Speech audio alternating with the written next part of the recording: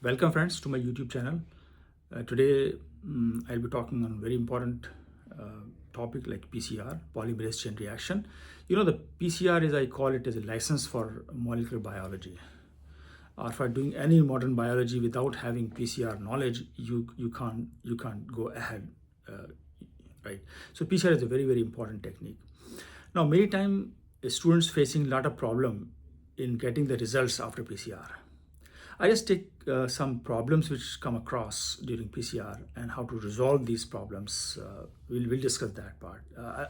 I'll be not talking on detailed PCR lecture on it. So you all know that, because considering that you are UG, PG students or PhD students, we know that what are the different steps in PCR, what are the protocol, and every lab has its own standardized method. So we'll start from when you are not getting any band.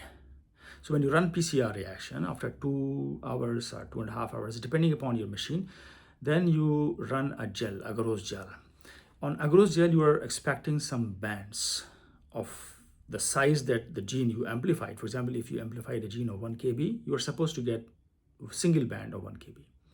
Now there's the possibility of two. There are the two possibilities when you run a gel. Number one, either you are getting no band, or you are getting more than one band. So these are the problems, right? These are not correct results.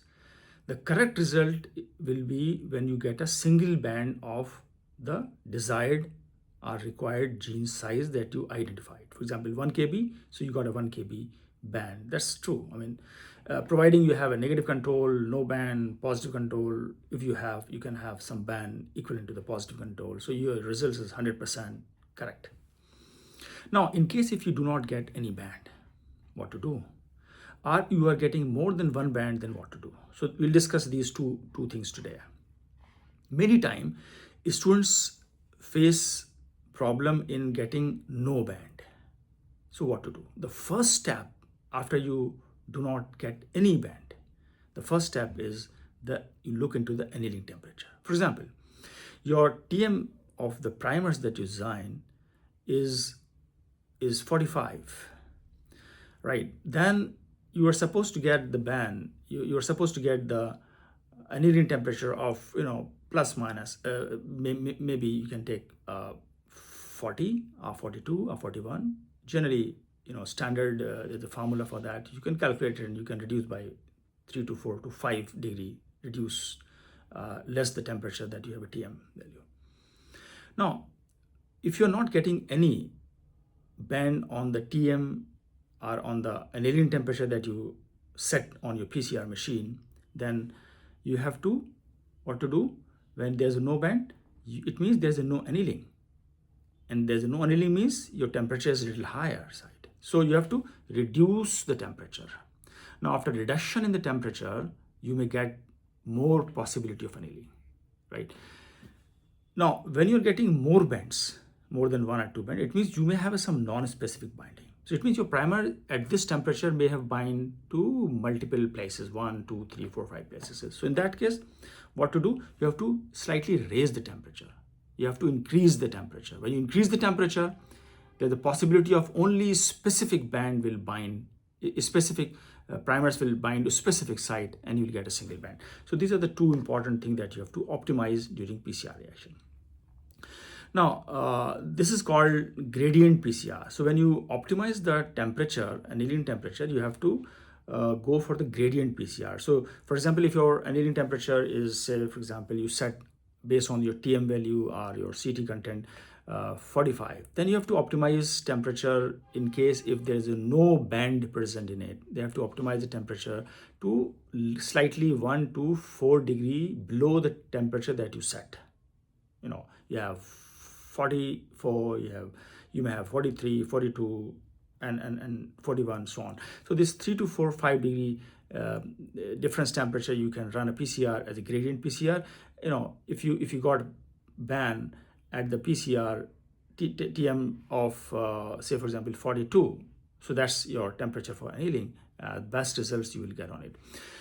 Similarly, if you are not getting any band, sorry, if you are getting more than 1 or 2 bands, it means non-specific binding is present. So in case of non-specific binding, you have to slightly increase. So you have to go for gradient PCR by increasing temperature 1, 2, 3, 2, 4, 5 degree. One, for example, 45, 46, 47, 48, 49. So this is how you can standardize the temperature and you can get the band. Well, this is regarding the optimization of the temperature.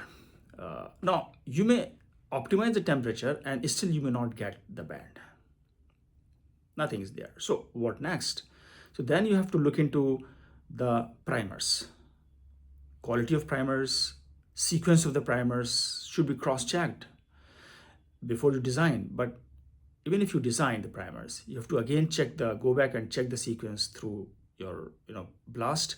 And if you don't find a sequence, same sequence, you might have lost certain sequences, then you have to change the primers, right? Then you may have a problem in buffer. So sometimes magnesium is important metal that required for reactions. And if you have magnesium concentration, usually magnesium chloride is used. So if you have a buffer, magnesium concentration is less than 1 or more than 2 to 3, then again you may not get any bands. So you have to optimize the concentration of a buffer we are using for the PCR reaction, and then you can get the better results. So you have to optimize several things. Again, the quality of the DNA is important. So you may not have enough DNA, or you may not have the good quality of DNA. You may have some fragmented genomic DNA if you are using the genomic DNA. So you may lose your gene being fragmented. So in that case, the primers will not bind to the site. So these are some possibilities that you can explore in getting PCR reaction and good results of the PCR.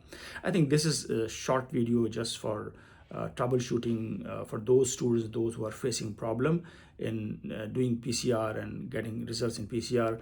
I thought to make this short video, and please do share this video and among your colleagues, among your friends, those who are interested in doing some experiments on the PCR, and whether at UG, PG or PhD level. So please do share it, and thank you very much. We'll have some more videos soon on the same channel, small videos on some techniques and some subject. Thank you very much.